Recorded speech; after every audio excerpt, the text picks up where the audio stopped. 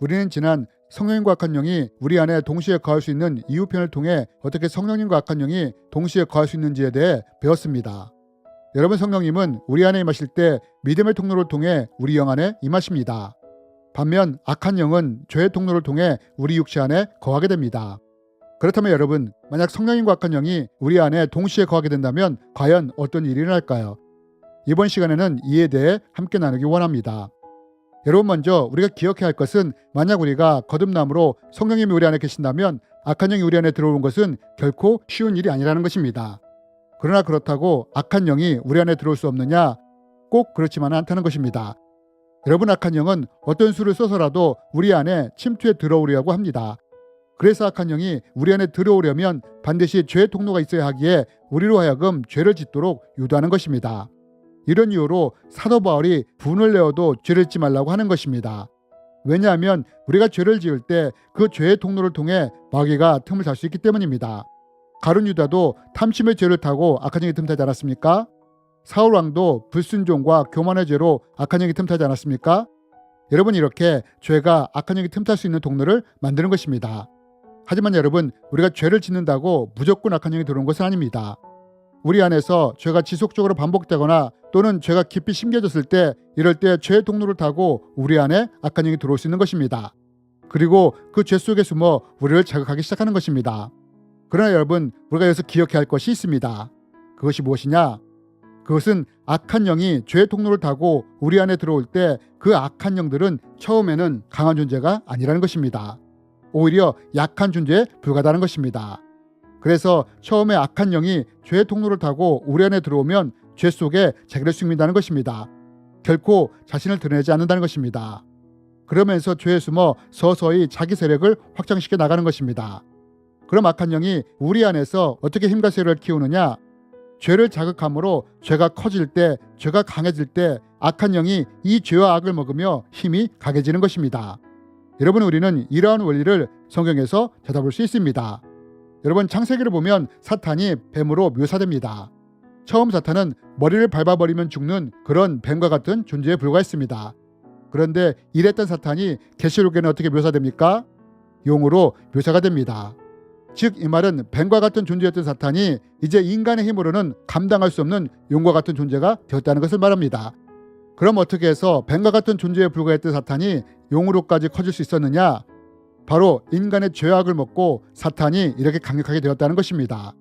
여러분, 우리 안에 들어오는 악한 영들도 마찬가지라는 것입니다.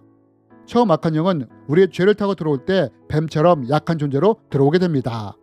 그러나 우리가 계속해서 죄를 짓고 죄가 강해질 때 어떻게 되느냐?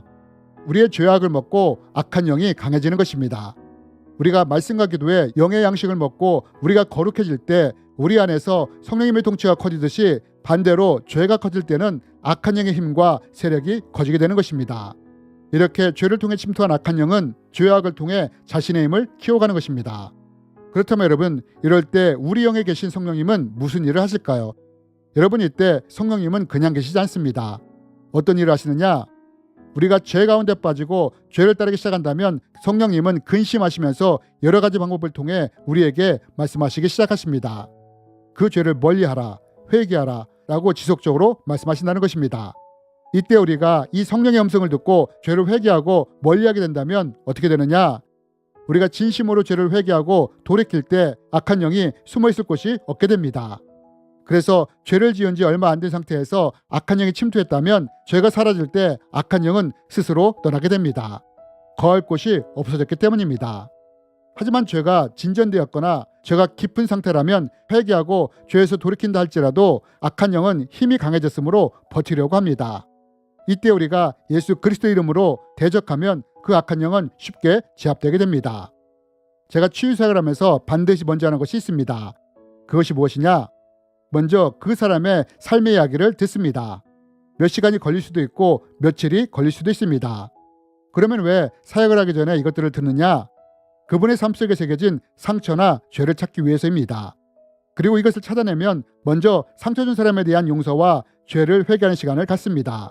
왜 이렇게 하느냐? 이렇게 우리 안에 쌓여진 상처나 죄의 문제를 해결한 후에 사역을 할 때 악한 영이 드러나더라도 쉽게 악한 영을 제압할 수 있기 때문입니다. 용서와 회개로 죄가 사라졌을 때 죄가 없어진 곳의 악한 영은 이빨 빠진 종이의 호랑이에 불과하기 때문입니다. 그러나 만약 우리의 상처나 죄의 문제를 해결하지 않고 방치하며 계속해서 우리가 죄 가운데 거한다면 어떻게 되느냐? 이 죄를 통해 침투한 악한 영이 있다면 이러한 죄 속에 숨어 자신의 힘을 키워가는 것입니다. 그럼 이런 상황을 방치하면 어떤 상황까지 갈 수 있느냐? 악한 영은 죄를 통해 강해지며 죄가 또 다른 죄를 낳도록 만들어갑니다. 그러면서 다른 악한 영들을 더 끌어들이는 것입니다. 여러분, 죄는 악한 영들을 끌어들이는 블랙홀과도 같습니다. 여러분, 이렇게 우리가 죄 속에 계속해서 거할 때 어떻게 되느냐? 죄를 통해 더 많은 악한 영들이 침투하게 되고 악한 영들이 우리 안에서 강해지고 세력이 강해질 때 우리의 육체를 잡을 수도 있고 자아를 통제해버릴 수도 있다는 것입니다. 이럴 때 외적으로 미치는 증상까지도 나타날 수 있게 된다는 것입니다. 여러분, 우리는 이러한 모습을 고라사의 강연을 통해 볼 수 있지 않습니까? 그렇다면 여러분, 왜 악한 영들은 우리로 하여금 계속해서 죄를 짓도록 만드는 걸까요? 여러분, 여기에는 분명한 이유가 있습니다. 그것이 무엇이냐? 여러분, 성령님이 우리에게 임하시는 이유는 우리의 믿음을 성장시키고 유지시키기 위해 임하시는 것입니다. 반면 악한 영이 우리 안에 침투하는 이유는 무엇이냐? 성령님과는 정반대로 믿음을 떨어뜨리고 파괴시키기 위해 우리 안에 침투한다는 것입니다. 그리고 죄를 통해 믿음을 떨어뜨리고 파괴시켜 나간다는 것입니다. 여러분, 왜 성령님이 우리에게 말씀을 먹으라, 기도하라, 예배하라는 부담감을 주십니까? 이렇게 우리가 영의 양식을 먹을 때 우리의 믿음이 성장하기 때문이 아닙니까? 하지만 반대로 우리가 영의 양식이 아니라 죄를 지속적으로 먹을 때 어떻게 되느냐? 이 죄들로 말미암아 우리의 믿음이 떨어지게 된다는 것입니다. 그리고 어느 순간 믿음을 잃어버리는 때가 온다는 것입니다. 여러분, 이것이 악한 영이 우리 안에 들어와 이루고자 하는 목적이라는 것입니다. 그러면 왜 악한 영들이 이런 짓들을 하느냐? 이렇게 할 때 성령님이 우리 안에 더 이상 거할 수 없게 되기 때문입니다. 사도 바울이 우려했던 성령의 소멸이 일어나기 때문입니다.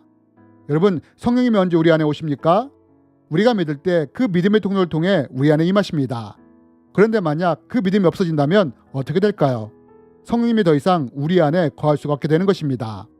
여러분, 악한 영이 죄가 없거나 회개하여 죄가 없어질 때 우리 안에 거할 권리가 사라지듯 우리가 믿음을 잃어버릴 때 성령님이 우리 안에 머무실 수가 없게 된다는 것입니다.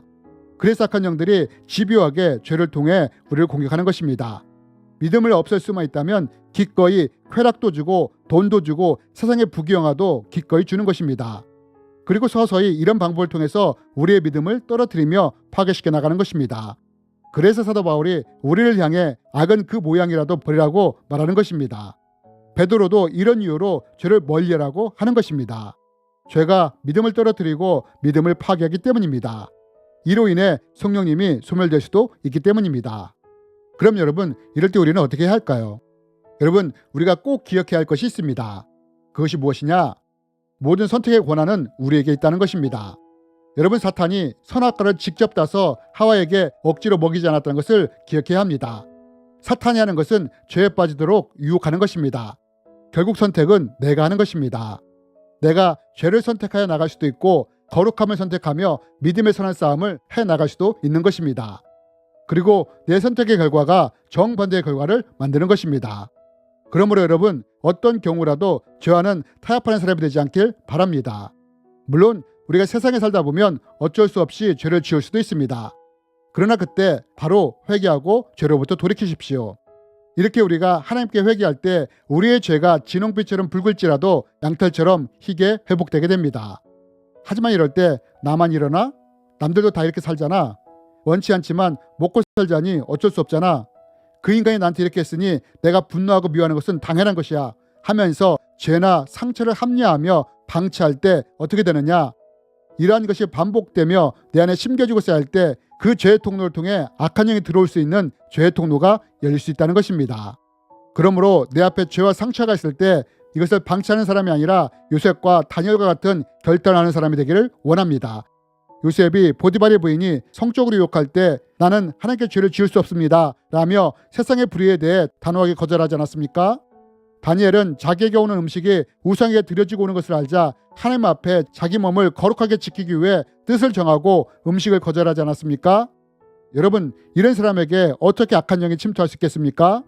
물론 우리가 이렇게 살고자 할 때 이 삶이 쉽지 않을 수 있습니다. 그러나 여러분, 이때 기억하십시오. 요셉과 다니엘이 이렇게 하나님 앞에서 결단하며 죄를 멀리하는 삶을 살아갈 때 하나님이 이들을 세상에 자랑하듯 내놓으시고 높이셨다는 사실을 말입니다. 주님의 이름으로 여러분을 축복합니다.